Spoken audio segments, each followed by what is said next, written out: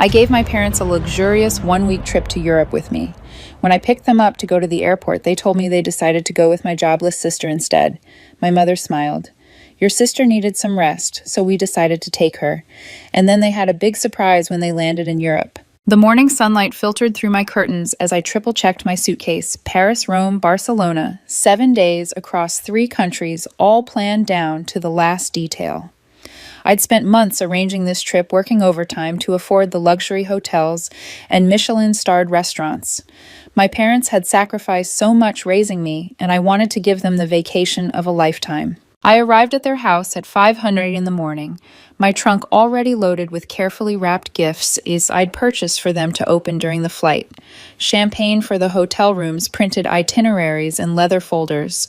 My heart was pounding with excitement as I rang the doorbell. My father Gerald opened the door with an expression I couldn't quite read. Behind him, my mother Lorraine stood with her arms crossed, and my younger sister Belle was pulling a designer suitcase I'd never seen before. "What's going on?" I asked, my smile faltering. Lorraine stepped forward, her voice bright and cheerful. "Sweetheart, we've made a small change to the plans. Your sister needed some rest, so we decided to take her instead." The words hit me like ice water. "What? You understand, don't you?" Gerald said, not meeting my eyes. "Belle's been through so much lately. She needs this more than you do." Belle had been going through so much for the past 3 years, which translated to quitting every job within weeks and living rent-free in my parents' basement. At 32, she'd never held employment for longer than 4 months. Meanwhile, I'd been working 60-hour weeks as a senior financial analyst, climbing my way up from an entry-level position. "I planned this trip," I said slowly, my hands starting to shake. "I pay for everything. The tickets are in my name." "We'll pay you back," Lorraine said dismissively, though we both knew that would never happen. "Don't be selfish about this. Family helps family." Belle smirked at me from behind our mother, her eyes glittering with triumph. She'd always been the golden child, the one who could do no wrong, despite doing absolutely nothing right. I'd learned to accept the inequality growing up, but this felt like a bridge too far. "The tickets are non-transferable," I lied, my mind racing. "Belle can't use them." "Oh, don't worry about that," Belle said sweetly. "I called the airline yesterday. They said we could pay a change fee. Mom and Dad already gave me the money." My jaw clenched. They'd been planning this behind my back. The betrayal burned through my chest like acid. "When did you decide this?" I asked. "A few days ago," Lorraine admitted. "We didn't want to upset you, but Belle really needs a break. You're strong. You'll be fine." I stared at the 3 of them standing in the doorway of my childhood home, and something inside me crystallized into diamond-hard resolve. I smiled, and it must have looked genuine because my mother's shoulders relaxed. "You're right," I said quietly. "Belle needs this more than I do. Let me help you with your bags." The ride to the airport was silent. I didn't trust myself to speak without screaming. I helped them check in, watched them go through security, and waved goodbye with that same frozen smile plastered across my face. The moment they disappeared from view, I pulled out my phone. 3 calls later, everything was in motion. The first call went to the hotel in Paris, the 5-star property overlooking the Eiffel Tower where I'd booked the penthouse suite. "I need to cancel the reservation under the name Lorraine Mitchell," I said calmly. "Certainly, ma'am. However the cancellation fee will be, I'm aware. Please process it immediately and refund the balance to my card." The second call went to the Rome hotel, then the Barcelona hotel. Same conversation, same result. The third call went to my credit card company. "I need to report my card as lost and request an immediate replacement with a new number." By the time their plane touched down in Paris 8 hours later, every reservation I'd made had been canceled. The hotel bookings, the restaurant reservations, the private tour guides, the cooking class in Rome, the flamenco show in Barcelona, all of it gone. I sat in my apartment staring at the confirmation emails flooding my inbox. Each cancellation felt like cutting another thread that had tied me to their expectations. The cooking class cancellation came with a polite note from the instructor hoping everything was all right. The private guide in Rome sent a concerned message asking if I needed to reschedule. These strangers showed more consideration for my well-being than my own family had. My best friend from college, Natasha, called around noon. "Aren't you supposed to be on a plane right now?" "Change of plans," I said, and told her everything. The silence on the other end stretched so long, I thought the call had dropped. "Are you kidding me?" she finally said. "Your own parents?" Belle needed rest, apparently, from doing absolutely nothing. "What are you going to do?" "I already did it. Canceled everything. They're going to land in Paris with nowhere to stay and no plans. Natasha let out a low whistle. That's savage. I love it. Want to come over? We can drink wine and watch them panic in real time. I did go over bringing 2 bottles of expensive Bordeaux I'd planned to share with my parents in their hotel room. Natasha's apartment in Capitol Hill had a balcony with mountain views, and we sat outside in the September sunshine, glasses in hand. You know what kills me, I said, watching clouds drift past the peaks. I spent 6 months planning this. I researched every restaurant, read reviews for hours, learned basic French phrases. I bought my mom a new dress for the fancy dinners. I got my dad a leather journal because he mentioned wanting to write about his travels. Everything was supposed to be perfect. They don't deserve you, Natasha said firmly. They never have. Remember your college graduation. When Belle threw that tantrum because she wasn't the center of attention. I did remember. Belle had been 19, upset that our parents were making a fuss over my academic achievement. She'd locked herself in the bathroom at the restaurant and refused to come out until Lorraine went in and spent 30 minutes comforting her. My graduation dinner had been cut short so they could take Belle home. Or your promotion party last year, Natasha continued, when your mom spent the whole time talking about how worried she was about Belle finding herself. That memory stung worse. I'd finally made senior analysts beating out candidates with more experience. I'd invited my parents to the celebration dinner my company threw, and Lorraine had cornered my boss to ask if there were any entry-level positions for Belle who'd just quit her job at a coffee shop because the manager was mean for expecting her to show up on time. I kept thinking it would change, I admitted. That eventually they'd see I was working hard, being responsible, making something of myself. That it would matter to them. It does matter, Natasha said. They just took it for granted. You were the easy child, so they focused on the squeaky wheel. Well, I said, lifting my glass, the easy child just became extremely difficult. Natasha clinked her glass against mine. Good, it's about damn time. I knew the exact moment they discovered the truth because my phone started ringing. I let it go to voicemail. Then it rang again and again. Finally, I answered. Lorraine's voice was shrill with panic. The hotel is saying they don't have our reservation. That's strange, I said, examining my nails. Did you try calling them before you left the airport? We tried from the taxi, she said. They're saying it was canceled this morning. We're standing in the lobby with our luggage and they're telling us we have nothing booked. Huh, well, I'm sure you'll figure it out. You're resourceful people. What did you do? Belle's voice cut in. Apparently I was on speakerphone. This is your fault. How could it be my fault? I'm in Denver. You're in Paris. Besides, you wanted this trip so badly. I'm sure you saved up for accommodations. The silence stretched out long enough that I almost laughed. You can't do this to us, Gerald said, his voice hard. We're your parents. And she's your sister. Family helps family, right? I said calmly. I'm sure she has a credit card for emergencies. Good luck. I hung up. The phone rang again immediately, but I powered it off and tossed it onto my couch. For the next 7 days, I lived my best life. I'd already requested the time off work, so I had a full week stretching ahead of me. I went to the spa. I visited the art museum. I had dinner with my friend Kelsey, who'd been begging me to go out for months, but I'd always been too busy with work or family obligations. You actually turned your phone off, Kelsey asked, her eyes wide over her martini glass. Completely off. They made their choice. They can deal with the consequences. What do you think they're doing over there? I shrugged, though I'd given it plenty of thought. With no hotel reservations and no restaurant bookings, they'd be scrambling to find last-minute accommodations in peak tourist season. Everything would be either booked solid or outrageously expensive. The irony was delicious. They'd wanted a European vacation, and now they were getting the authentic broke backpacker experience. Day 2 of my unexpected staycation, I woke up without an alarm for the first time in months. The September sun streamed through my bedroom window, and I lay there luxuriating in the silence. No emails demanding immediate attention. No family obligations. Just peace. I treated myself to breakfast at the French bakery downtown, the one I'd been meaning to try, but never had time for. The croissants were buttery perfection, and I sat by the window, watching people rush past on their way to work while I savored every flaky bite. A couple at the next table was planning their own trip to Europe, and I bit my tongue to keep from laughing at the irony. My phone was still off, sitting in a drawer at home. The freedom from constant notifications felt intoxicating.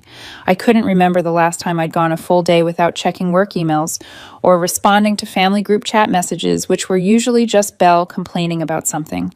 The Denver Art Museum was hosting a new contemporary exhibit I'd wanted to see. I spent 3 hours wandering through galleries, actually reading the plaques and sitting with paintings that moved me. There was a piece about family dynamics, a fractured mirror reflecting distorted images that hit uncomfortably close to home. But instead of running from the discomfort, I sat with it, processing decades of resentment I'd been swallowing. In the museum cafe, I struck up a conversation with an older woman who was sketching one of the sculptures.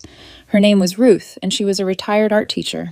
"You look troubled, dear," she said, her pencil never stopping its movement across the page. "Family issues," I said vaguely. "The worst kind," she replied. "Let me guess. You're the responsible one who everyone takes for granted." I laughed softly. "Is it that obvious?" "I have 3 children," Ruth said. 2 of them call regularly, remember my birthday, visit on holidays. The 3rd calls when he needs money. Guess which one I spent most of my energy on when they were growing up. "The 3rd one," I said. "Exactly. Biggest mistake of my life. I thought I was helping him, but I was really just teaching him that he didn't need to try, because Mom would always bail him out. Meanwhile, my other 2 learned they had to fend for themselves." She looked up from her sketch, her eyes kind but knowing. "It took me years to figure out that love isn't just about giving. Sometimes it's about letting people face the consequences of their choices." "What made you realize it?" I asked. "My daughter," she said. "The eldest, the responsible one, stopped talking to me for 6 months, just went completely silent. When she finally agreed to meet me for coffee, she told me she was tired of being invisible while I obsessed over her brother's latest crisis. She said she'd accomplished so much in her life, and I'd never once acknowledged it." The words resonated in my chest like a struck bell. "What did you do?" "I changed," Ruth said. "Not overnight. Real change never is. But I started seeing my other children, really seeing them. Started celebrating their successes instead of taking them for granted. And I told my son that the bank of Mom was closed."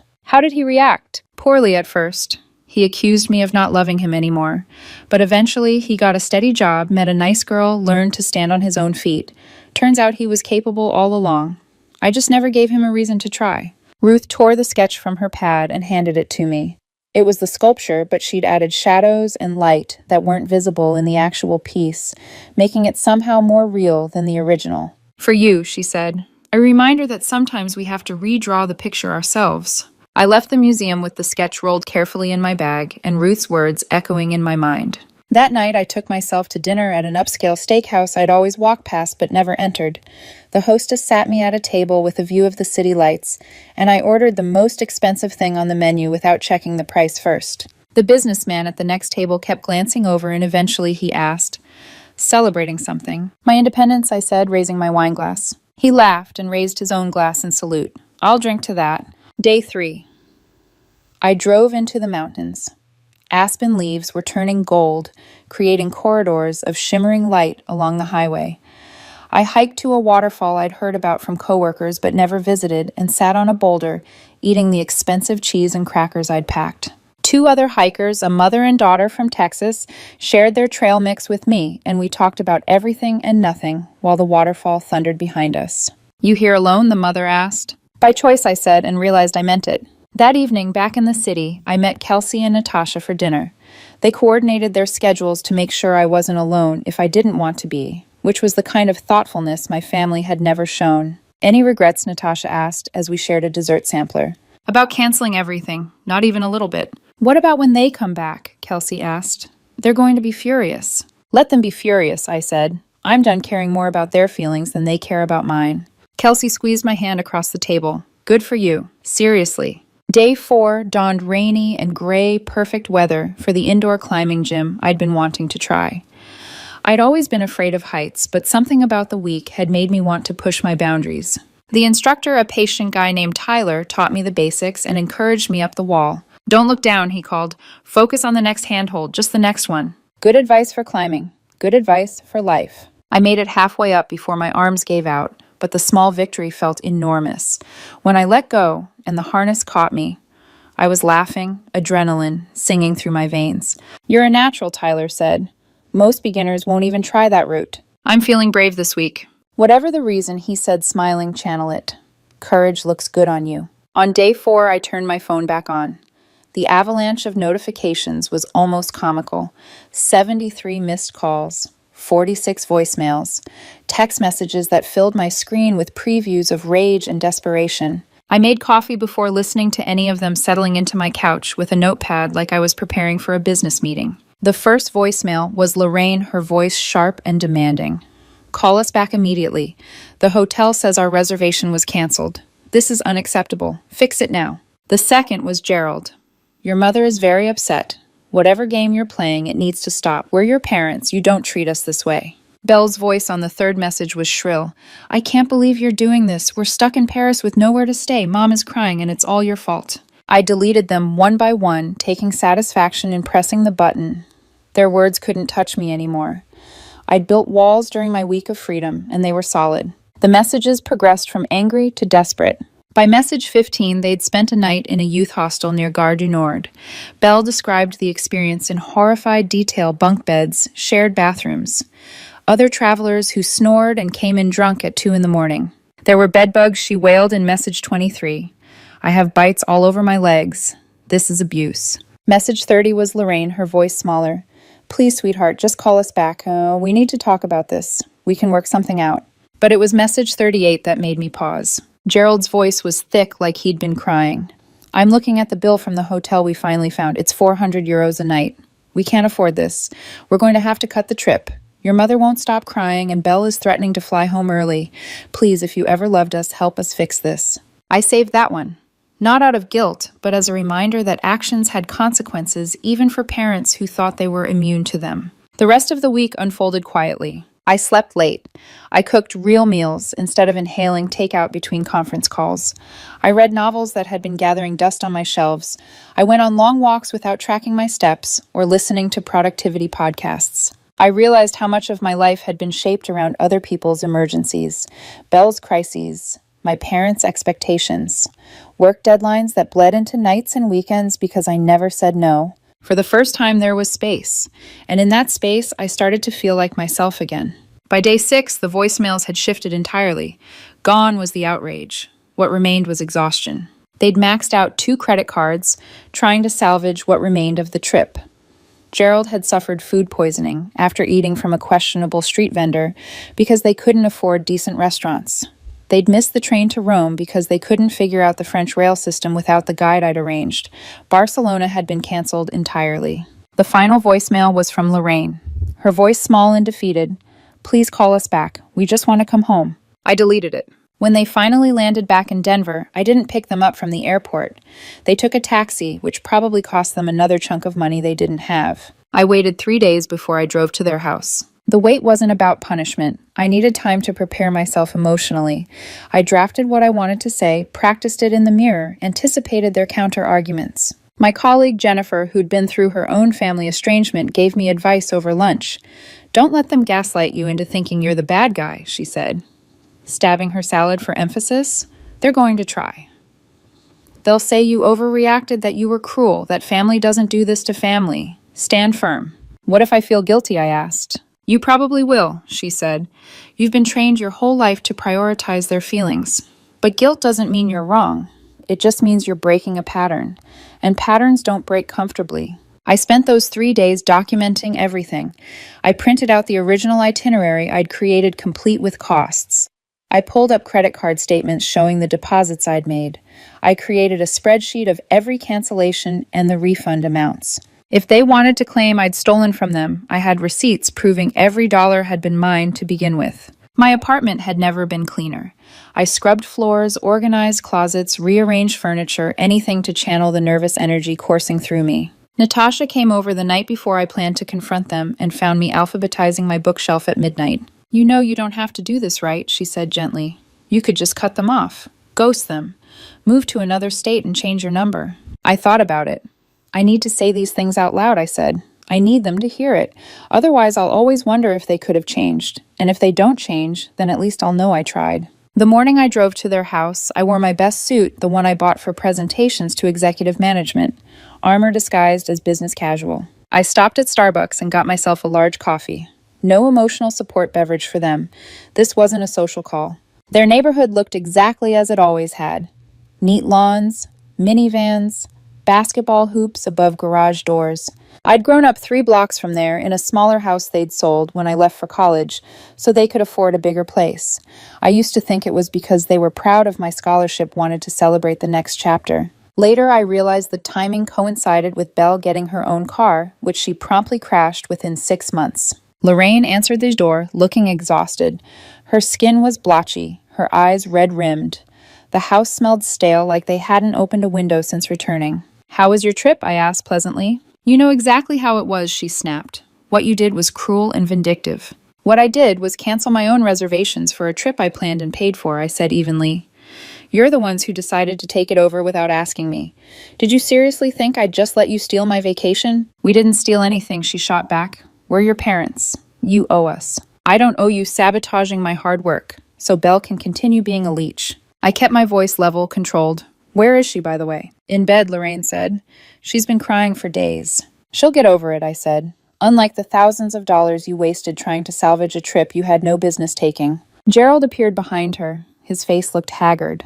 Older. Smaller somehow. We made a mistake, he said quietly. We're sorry. Are you? I asked. Or are you sorry you got caught? Don't speak to your father that way, Lorraine snapped. Why not? I said. You've never had a problem with Belle disrespecting me. The truth of it hung in the air between us. She's called me names, borrowed money. She never repaid, and now she's stolen a trip I spent months planning, I continued. But I'm the problem for standing up for myself. My mother's mouth opened and closed, but no sound came out. Here's how this is going to work, I said. You're going to apologize. A real apology, not the half-hearted nonsense you just tried. You're going to acknowledge that what you did was wrong. And you're going to start treating me with the same consideration you give Belle, or I'm done. No more family dinners. No more emergency loans. No more being the reliable daughter while she gets to be the precious baby who can't handle real life. You can't just cut us off, Lorraine protested weakly. Watch me. I've spent 30 years being the responsible one, the one who didn't need attention or praise because I was strong enough to handle neglect. I'm finished with that role. Either things change or I walk away. Gerald's face crumpled. For the first time in my life, I saw my father cry. We've been terrible parents to you, he whispered. You deserve better. Something in my chest loosened slightly.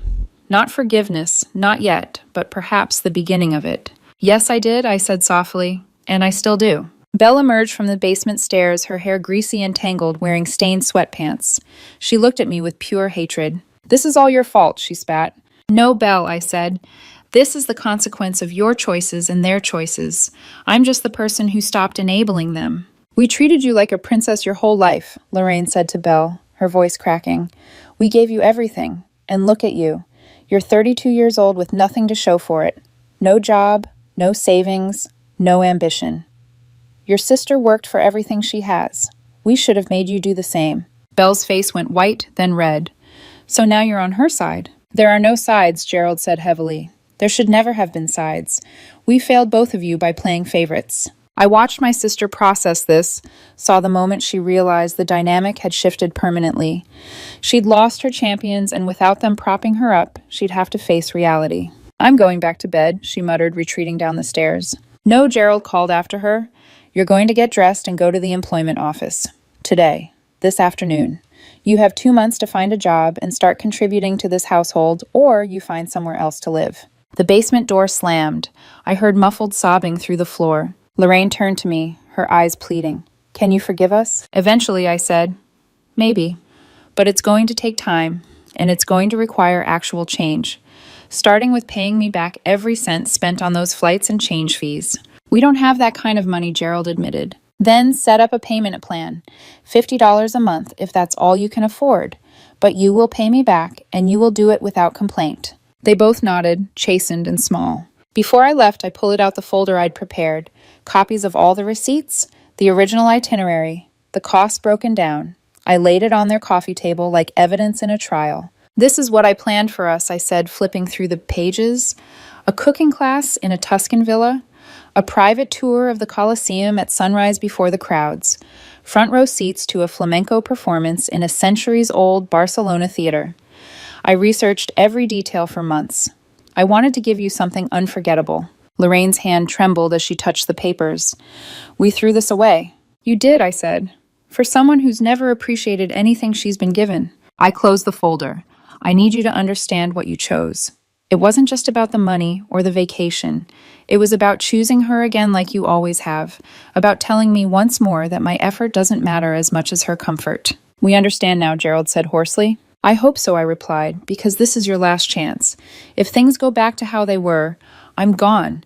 I'll move across the country if I have to. I'll change my number. You'll have 1 daughter instead of 2. The words hung in the air, heavy with finality. I picked up my purse and walked to the door, but Lorraine's voice stopped me. The bed bugs were horrible, she said quietly.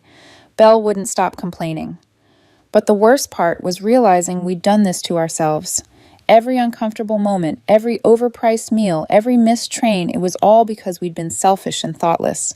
And you knew. You knew exactly what would happen to us. I turned back. I knew you'd face the natural consequences of your actions. That's not the same as causing your suffering. You did that yourselves.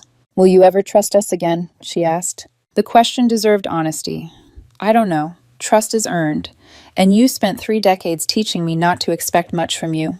Changing that won't happen overnight. I left their house feeling lighter than I had in years. The drive home took me past the park where Belle and I used to play as children, back when the favoritism wasn't so obvious, when I still believed my parents loved us equally.